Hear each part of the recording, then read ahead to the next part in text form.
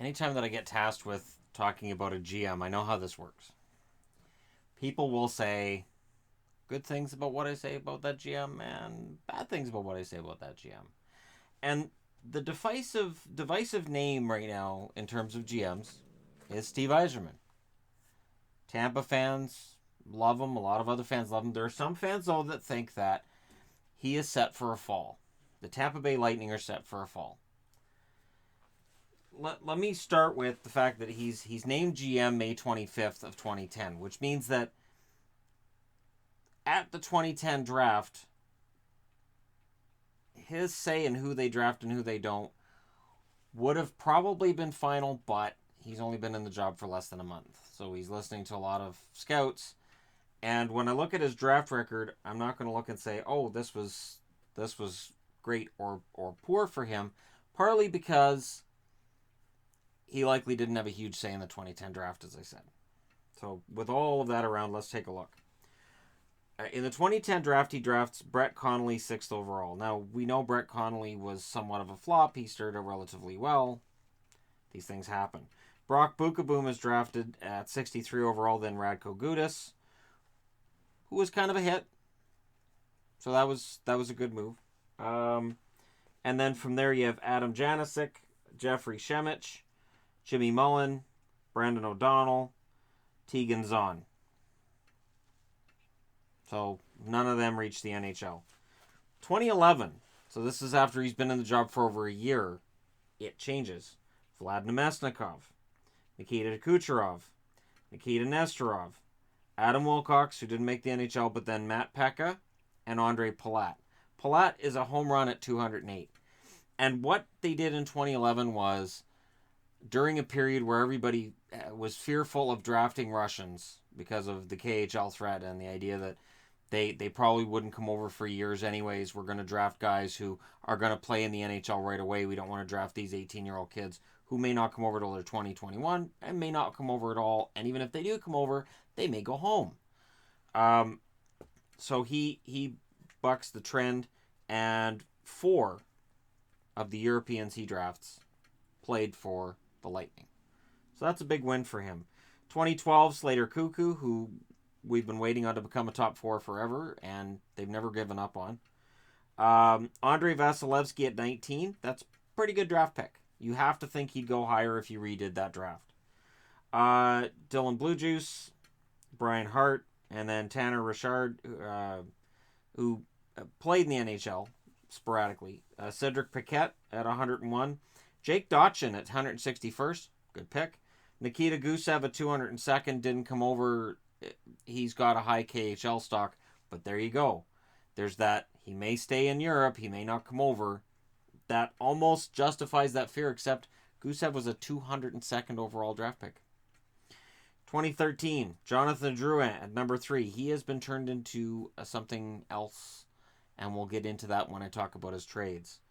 Adam Ernie at 33. I still like Adam Ernie. I know he's not up at the NHL level, and maybe he never will be, but I was always pulling for him. Christos Gudlevskis, who always has had a decent record against NHL talent, but he's never stuck around, so there's something coaches and scouts and goaltending coaches see that tells them he's not an NHL goaltender, but that's all right. He gets moved out, as you'll see.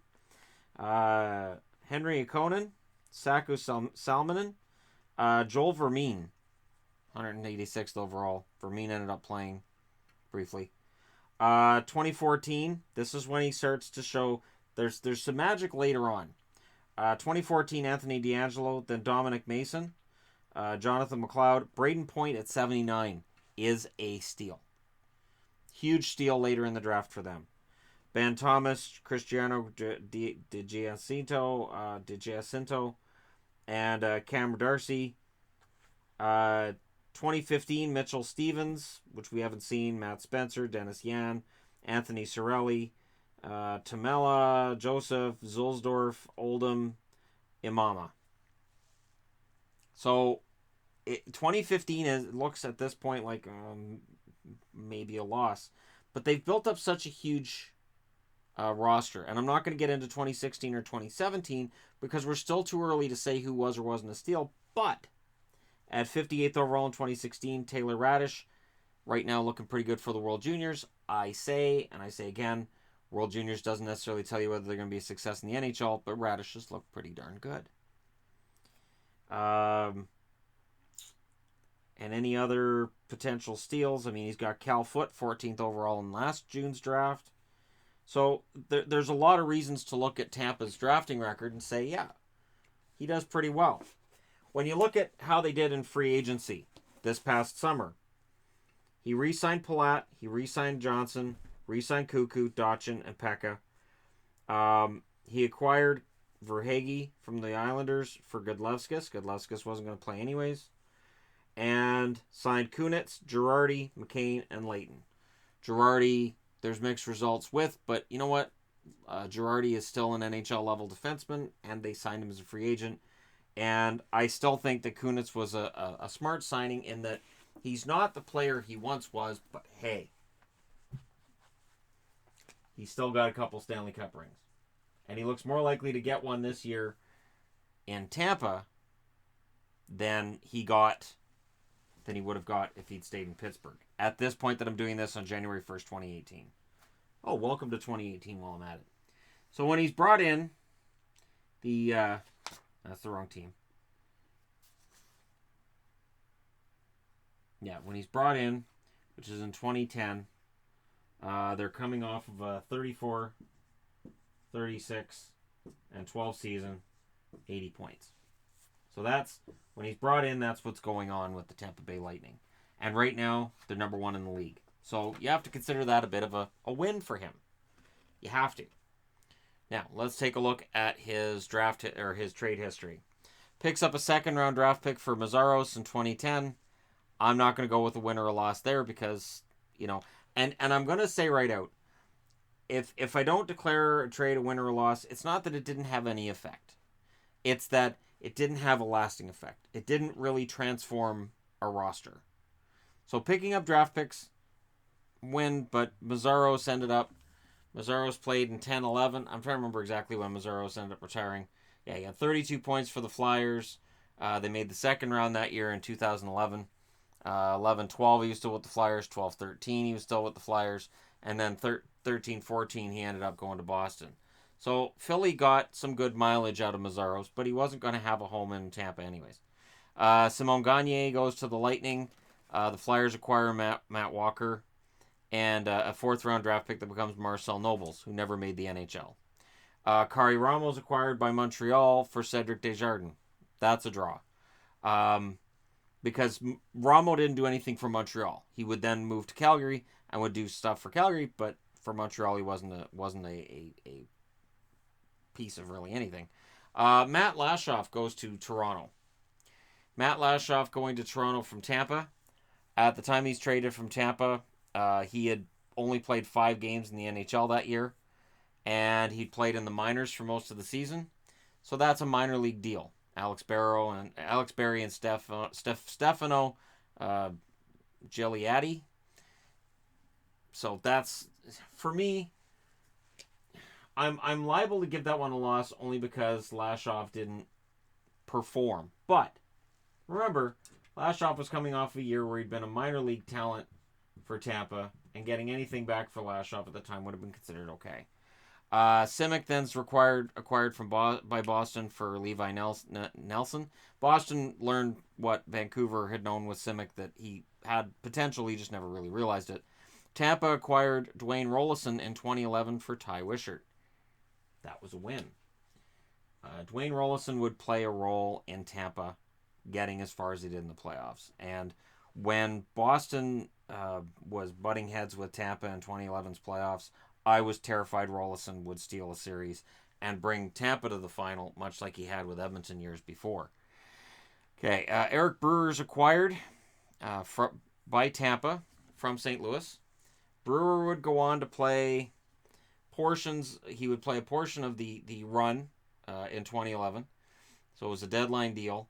And then he would play 3 more seasons and a bit for Tampa before he gets traded out. All that was acquired was a third-round draft pick that became Jordan Bennington, who has yet to become an NHL goaltender, and Brock Bukaboom, the rights to Brock Bukaboom. So St. Louis, I honestly think lost that trade. I think Eric Brewer was a good pickup by Tampa. Curtis McElhenney is acquired by Tampa for Dan Ellis. I'm not going to give a win or a loss on this one. McElhenney moved on and made a name for himself somewhere else, and Ellis didn't become a backup for Anaheim as maybe intended. Marc-Antoine Pouliot was picked up by the Arizona Coyotes in exchange for a 7th-round draft pick that became Matt Pekka. Again, I'm not going to award points on this one. It's just a trade that happens. Bruno Gervais picked up by Tampa for future considerations. This is just a take him, we don't want him kind of deal. Mike Koska and Evan Oberg picked up from Florida for Mike Vernacci and James Wright. Calgary acquires Blair Jones for Brennan Mickelson. 7th-round pick and Dominic Moore is picked up by Tampa or by San Jose for Tampa's 2nd-round pick. Now, Dominic Moore's time in San Jose ended up being basically a cup of coffee. He played 23 games there and ended up playing 3 games in the playoffs, and then he ended up with the Rangers after taking a year off. So, this is, to me, again, I'm not going to put it on the win, loss, or tie chart. Florida picks up Kubina for John Kalinsky and a conditional 2012 or 2013 2nd-round pick and a 4th-round pick. Now, Kubina's time in Philly, as I remember, was short. Yeah, he played 17 games for Philly, and that was his last year in the league. So the fact that a guy who's on his way out of the league, they turn into a 2nd-round, 4th-round, you know what? I'll give a point to Steve Yzerman for that. That he was able to turn a guy who was leaving the league into something. A couple draft picks. And we're getting into the more contentious deals pretty quick here. February 21st, 2012, Brandon Siegel for Matt Fornataro. Kyle Quincy picked up by Detroit for a 1st-round pick in 2012 and Piche. Now, I don't care what that 1st-round pick becomes. The fact that you get a 1st-round pick for Kyle Quincy, that's a win. Steve Downey acquired by the Avalanche for Kyle Quincy. So that was before. That was that was a 3-way deal then. All right. They've got it in the wrong order. The Quincy goes to Tampa, then goes to Detroit, and they get a 1st-round draft pick. So Downey goes to the Avalanche. For Quincy, I'm not going to give points on that one because, Downey is Steve Downey. I appreciated Downey the same way I appreciated Kessler when he played. Keith Ollie ended up in Tampa for Carter Ashton. Ollie played 45 games in Tampa and another 15. Ollie was never really a top 6 guy, though, and Carter Ashton never really panned out in Toronto. Ashton was one of those 1st-round draft picks that you just kind of pulled for, and he just never made it. Tampa Bay got Mike Commodore. There was a conditional 7th-round pick for 2013. Red Wings received pick if Lightning make 2012 playoffs, and Commodore plays 15 regular season games. No harm, no foul. A trade like that is a good idea. Like, here's the condition. If my team does well, you get this. I love when they do that. Tampa Bay acquires Brian Lee for Matt Gilroy. Yeah. Tampa acquires Anders Lindback and a 7th-round pick and Kyle Wilson for 2 2nd-round picks, a 3rd-round pick, and Sebastian Caron. The acquisition of Lindback went badly. Lindback was not the goaltender Tampa had envisioned, and giving up 3 assets at the draft to get him really honestly turned out to be a mistake. Tampa saw something with him in Nashville that he just didn't have. And I'm looking at Scott Darling right now in Carolina and thinking, geez, did it happen again? Michel Ouellette and a 5th-round pick that became Seth Griffin go to Boston for Benoit Pouliot. You know what? I'll give him a win on this one because I never understood why Pouliot got traded when Boston traded him. And I know Pouliot gets traded a lot. And I know he didn't stick around a whole huge length of time in Tampa. He might be the Mike Sillinger of this generation. But I'm going to give Tampa the win because neither Ouellette nor Griffin ever became impact guys for Boston, and Pouliot was useful for Tampa. As I said, I don't know how long he played. I think it was he played just the lockout shortened season. He played 34 games at 20 points. But again, that's more than Griffin did for Boston. BJ Crombeen and a 5th-round pick acquired by Tampa for just 2 4th-round picks. That's not a big deal. JF Jacques acquired by Tampa for future considerations. Dustin Tokarski acquired by Montreal Canadiens for Cedric Desjardins. I'm going to go ahead and award a loss on that one, only because Tokarski ended up becoming a decent backup for Montreal for a while there. And Desjardins never really... He had flashes. I know Desjardins was a goalie that I'd watch. I'd be like, if this kid gets the right situation, he could go on a run. But it just never worked out for him. Kyle Wilson acquired by the Anaheim Ducks for Dan Sexton on March 11th of 2013. Philip Paradis acquired by Tampa on April 2nd of 2013 for Kirill Godovets. Carolina acquires Marc-Andre Bergeron for Adam Hall and a 7th-round pick. I'm not going to acquire points on that one. Here's where it gets really smart. So April 3rd, which is a day after those 2 minor deals I just told you, Ben Bishop's acquired by Tampa for a 4th-round pick and Corey Conacher.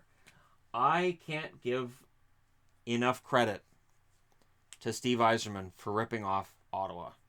If Ottawa had kept Bishop and done the very unpopular thing at the time and decided to move on from Craig Anderson, and fans would have torn into Ottawa for doing it. But how much more stable would Ottawa's goaltending situation be right now? So Tampa gets points for that. Drew Olson was then picked up on July 2nd by Tampa for future considerations. That's just, we'll see if this guy's going to fit in our organization. And if he does, we'll give you something back. James Livingston acquired by Columbus on March 5th of 2014 for a conditional 7th-round pick. Columbus acquires Dana Tyrell and Matt Tormina for, and this is on March 5th as well, for Jonathan Marchessault and Dalton Smith. Here's where it gets tricky. I will give the point for Marchessault, but Marchessault never had the opportunity in Tampa that he got later in Florida. And here's where it gets tricky too. Marty St. Louis acquired by the New York Rangers for a 2nd-round pick in 2014, conditional 2nd-round pick, a 1st-round pick in 2015, and Ryan Callahan. Should the Rangers advance to the 2014 Eastern Conference Final, the 2014 2nd-rounder would become a 1st-round pick. In the event Callahan would re-sign with the Lightning, the Rangers would receive Tampa's 2nd pick at the 2015 draft, while the Lightning would receive the Rangers' 7th-round pick in 2015. This was a controversial deal when it went down. It's still a controversial deal now. Callahan did stay with Tampa. Since he got to Tampa, his offense has kind of dried up. But getting a 1st-round pick, getting Callahan, and getting a conditional 2nd, and Marty St. Louis played... Yeah, he didn't play... He only played a grand total of 93 games with the Rangers before his career was over. I'm going to give the win to Steve Yzerman, and I wouldn't have thought that at the time. When Marty St. Louis divorced the Tampa organization, it was very public. And it was very unpopular that Marty St. Louis was leaving town in Tampa. And Yzerman still somehow has a job. Tampa acquires Jason Garrison, Jeff Costello, and a 7th-round pick for a 2014 2nd-round pick from the Canucks. The Canucks would then turn that 2nd-round pick into somebody else. I never liked the trading of Jason Garrison by Vancouver. I didn't like how they did it. I didn't like what they got back. And I didn't like that they traded off what they got back either. I understood at the time, and still do, that trading his contract out was key. And eventually, 3 years later, Garrison would be in the same situation in Tampa. He's just too expensive, and thankfully an expansion team came along and took him. The mismanagement of Garrison and the asset he could have been. Let me just take a quick look here at Garrison.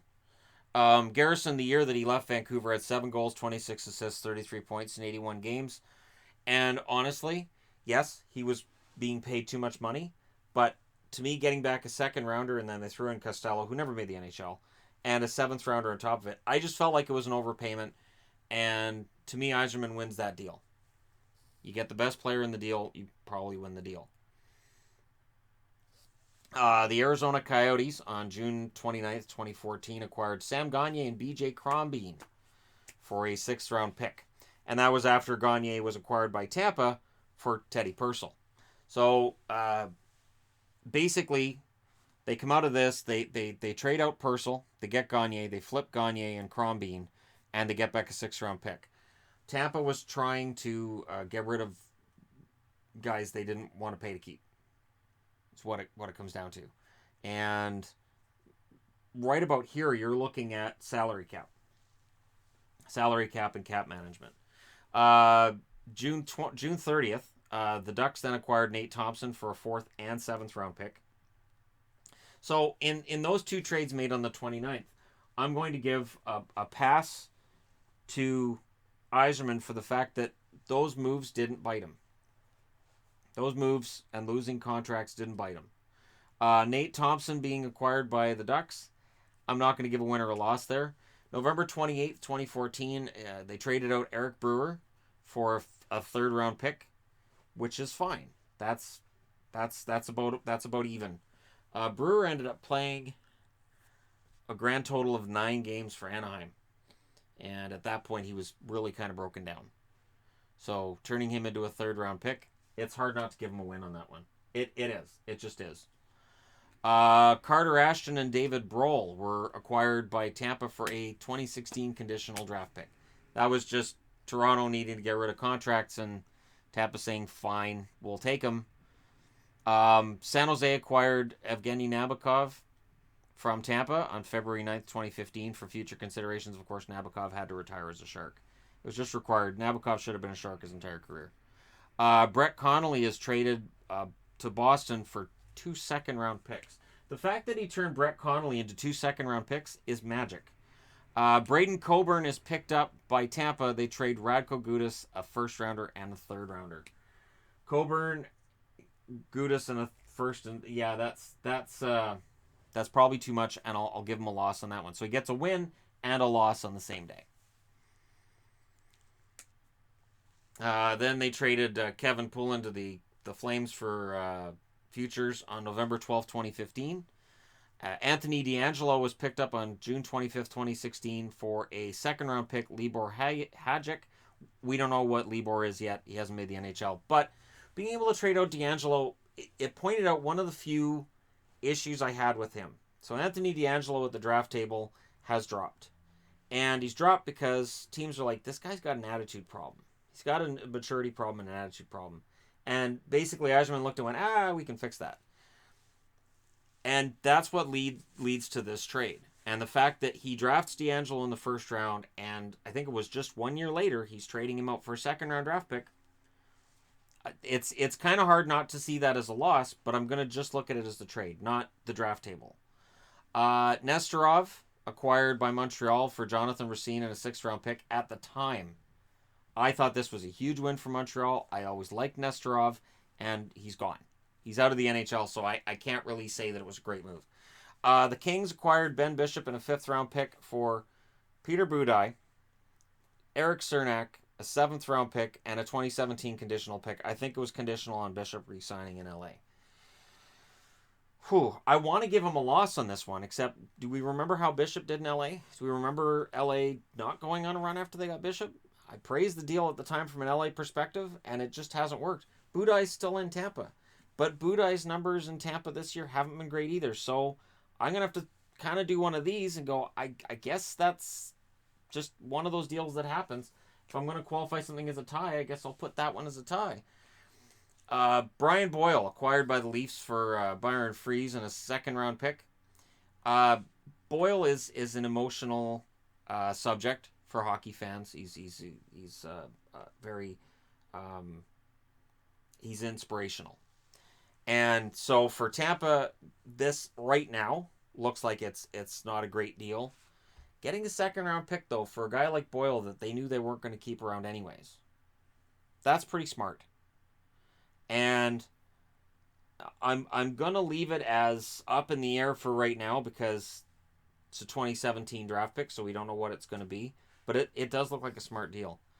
Mike McKenna is acquired by the Lightning for Adam Wilcox. Nothing. Tampa Bay Lightning acquire Mark Streit for Valtteri Filppula, a 4th-round and a 2nd-round pick. The fact that he was able to get rid of Filppula's contract when everybody knew he had to get rid of it. He has these contracts coming up. He's got these guys he's got to pay. And he's able to move that contract. Insanity. Then he takes Streit, sends him to Pittsburgh, and gets a 4th-round draft pick. So he gets rid of Filppula, trades out a 4th-rounder, gets a 4th-rounder back. It was genius on his part, and honestly, it was a really smart move. Streit wouldn't have worked with what Tampa was doing anyways. Streit goes on to Pittsburgh, where he wins a Stanley Cup ring, and everybody's happy. Okay, this is the one that I think for certain fans of a certain fan base, they're not going to be happy with. On June 15th, 2017, the Montreal Canadiens acquired Jonathan Drouin and a conditional 6th-round draft pick in 2018 for Sergachev and a conditional second. How do I grade this? It has to be a win for Tampa right now. Montreal's still having scoring problems. Drouin hasn't fixed that. Montreal has major problems on the blue line. Sergachev would have at least helped mitigate some of that. And it's funny because when an asset gets moved to another team and they do really well, which Sergachev has done in Tampa, that fan base, the defensive part of it will say, well, he wouldn't have done that here. How do you know? How do you know? Which defenseman in Montreal would have kept Sergachev off that roster? I love Jordy Ben. Would Jordy Ben have kept Sergachev off that roster? No. So Montreal took a top 6 defenseman that they knew was ready, that was on an entry-level deal. They traded him out for Jonathan Drouin. The other part of the win for this is Jonathan Drouin had a contract due. He gets it done in Montreal. Tampa didn't want to pay him what he wanted because they knew they couldn't keep their other assets. So again, this is asset management by Steve Yzerman that is nothing short of brilliant. Then, as expansion draft considerations, so he doesn't have to worry about losing Namestnikov, he trades Gusev, a 2nd-round pick, and a 4th-round pick. Considering how well Namestnikov's played this year, considering how well the team has played this year, the fact that he lost Jason Garrison is a win. And Gusev may never play for Vegas. It's been speculated that the way Shipachev got treated by Vegas, maybe Gusev won't want to come over and play for them either. Maybe at this year's draft table, maybe Yzerman will be saying, so that Gusev kid, can I have him back? And maybe George McPhee saying, yeah, he won't come over and play for us. I know giving up draft picks, is tricky, but honestly, I think Tampa did really well here. Whereas other teams lost players that maybe came back to haunt them, Tampa did not. And they kept everybody. Tampa acquires Carter Verhaeghe in exchange for Christos Godlevskis. I always have a hard time with that name, which is just a whatever deal. And then on last November, they get Louis Domingue and a time again for Michael Leighton, a move purely meant to help at the minor league level and not really made for any kind of an NHL consideration. Domingue might turn out to be something. He may not. But there you have it. And again, this was the record that they had when he took over. And it's got better. And he won 15-3. To me anyways, the trades that I think made a difference, he's 15-3-1. And we're not even done yet. All right, now we're into the meat and potatoes of this. So right now, the Lightning have $3.79 million in cap space. At the deadline, if they still have everything the same, they have $9 million in cap space because, of course, cap's all prorated, blah, blah, blah. Their free agents are as follows. Kunitz, Brown, Schuster are all UFA. Ernie is RFA. I don't know why I didn't put that next to him. RFAs are supposed to be labeled, Shannon. And then everybody else is arbitration. So Paquette, Domingue, and Cuckoo, they're not going to get a lot of money. This won't go to arbitration. The only potential sticking point Tampa has to keeping this entire roster together again into next season is Namestnikov, who's an RFA with arbitration rates. And right now, after losing these guys off, and I mean, Schuster's making $1.9 million. So that comes off. I think Kunitz is making $2 million. That comes off. They have $10.996 million in cap space right now for next season. That should be more than enough to keep Namestnikov around. He has talked Kucherov into staying for less than market value at the time he was signed. Kucherov's currently making $4.76 million. Stamkos makes $8.5 million. He's below market value. Callahan's at $5.8, which is above market value, but he's on IR right now anyways. Palat's $5.3. Johnson's at $5 million, which is considered quite fair for what he brings. Killorn is probably overpaid at $4.5 million. Yeah, Kunitz is $2 million. Nemesnikov's at 1.9 right now. JT Brown's at 1.2. That comes off at the end of the year. Yanni Gourde is at $1 million for this year and next year. Braden Point is at $686,000 for this year and next year. Conacher $650,000 this year and next year. Victor Hedman $7.8 million forever. Remember, next summer Carlson and Doughty are looking for huge raises. That $7.8 million for Hedman is going to look like a steal 2 years from now. Strawman $4.5 million for 2 years. Coburn $3.7 million for 2 years. Is Coburn overpaid? Yes. He comes off the books not this summer, but the next summer. Girardi $3 million. He had the money. Sergachev is on the first year of his entry-level contract, so he's at $894,000 for 3 years. Dotchin $812,000 for 2 years. And in net, he's got Vasilevsky signed for 3 years at $3.5 million per. At the time it was signed, I thought, geez, this seems like risky, and yet it was genius. He has a bona fide starter who could win a Vezina trophy at $3.5 million, and Montreal backed up a Brinks truck to Carey Price's house, and Carey Price can't stay long enough to open the back of the truck. Tampa is really a scary franchise in that it is built in such a way to sustain itself for a while. And we all say, well, he's going to have to pay big money to Kucherov, and when those contracts are up, he's going to have to pay him big money. Yzerman's going to have to pay big money. You have to pay big money, and then it's going to all be over because they're going to want a lot of money. He took the job May 25th of 2010, seven and a half years ago, and there is no sign that Tampa or its fan base have any intention of ever getting rid of Steve Yzerman. Steve Yzerman has become what Ken Holland was in the late 80s, early 90s. He learned from the best. And now, in my eyes, and in the eyes of many, Steve Yzerman is the best GM in the league. So there you go. My appraisal of Steve Yzerman. Feel free to leave your comments in the comment section below regarding Yzerman. And if you made it this far, thank you so much for watching. Hit like and subscribe if you're browsing your way through. And this team that was at 80 points when he took over is now the best team in the league.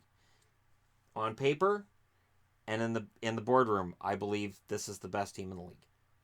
Let me know why you agree or disagree in the comment section below, and I'll talk to you again soon.